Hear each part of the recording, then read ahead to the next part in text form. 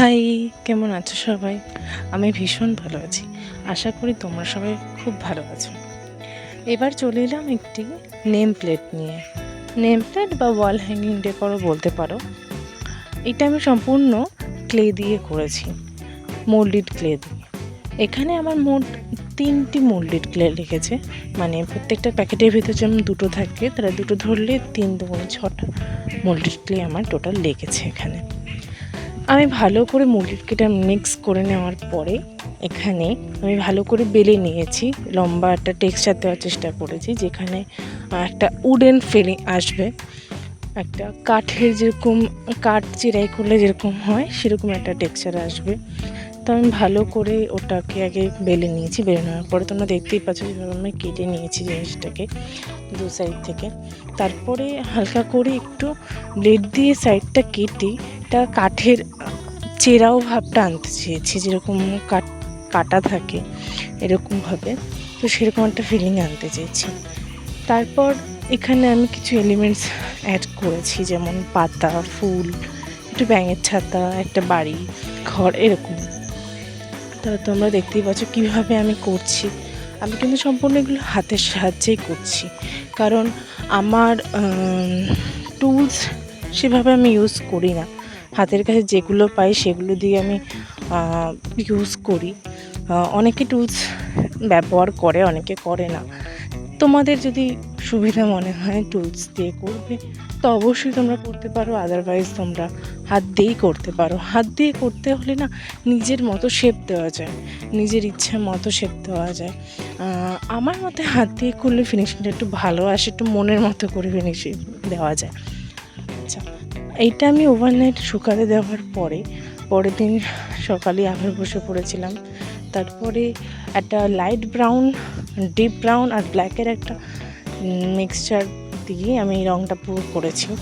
প্রথমে light brown, তারপরে একটা ডার্ক, তারপরে ব্ল্যাক দিয়ে একটা টেক্সচার করে দিয়েছি, তোমরা দেখতেই পাচ্ছ। তারপরে আমি আস্তে আস্তে এটা শুকাতে দিয়ে আস্তে আস্তে ফুল, পাতা, ঘর, তারপর ব্যাঙের ছাতা এগুলো সব করে ফেলেছিলাম, কারণ আগের দিন রাত্রে এগুলোও সাথে শুকাতে দিয়ে রেখেছিলাম যাতে শক্ত হয়ে যায় পুরো।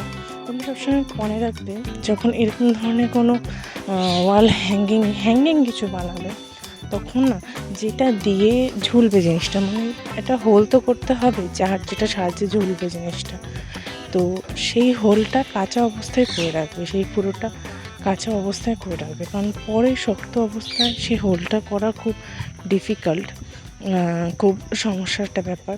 তো আমিও তাই করে রেখেছি, একটা স্কেলের মাপ নিয়ে যাতে সমান সমান হয় সেইভাবে আমি দুটো 4টে উপরটাতে আর নিচেরটাতে 2টো হোল, টোটাল 6টা হোল আমি করে রেখেছিলাম।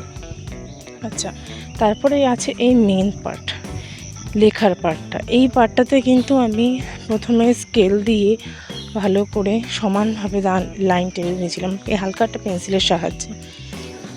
তো এইটা করার পরে আমি এটা লিখেছি খুব ভালো করে, লাস্টে ভার্নিশ অ্যাড করেছি। অবশ্যই ভার্নিশ অ্যাড করার সময় মনে রাখবে যে যেন রঙটা খুব ভালোভাবে শুকিয়ে গিয়ে থাকে, আর না হলে রঙ যদি কাঁচা থেকে যায় তাহলে ভার্নিশ কিন্তু জিনিসটাকে পুরো নষ্ট করে দেবে, পুরো নষ্ট করে, মানে রঙ উঠে যাবে, পুরো নষ্ট হয়ে যাবে এক কথা।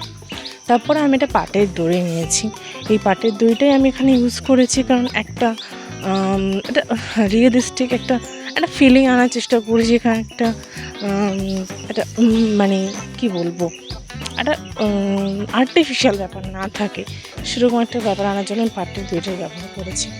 পাটের দড়িটার মাথার দিকটা একটু অসমান ছিল বলে আমি সামান্য আঠা দিয়ে মাথাটা একটু মুড়িয়ে নিয়েছি, যাতে আমার প্রত্যেকটা হোলে ঢোকানোর সময় সুবিধা হয়।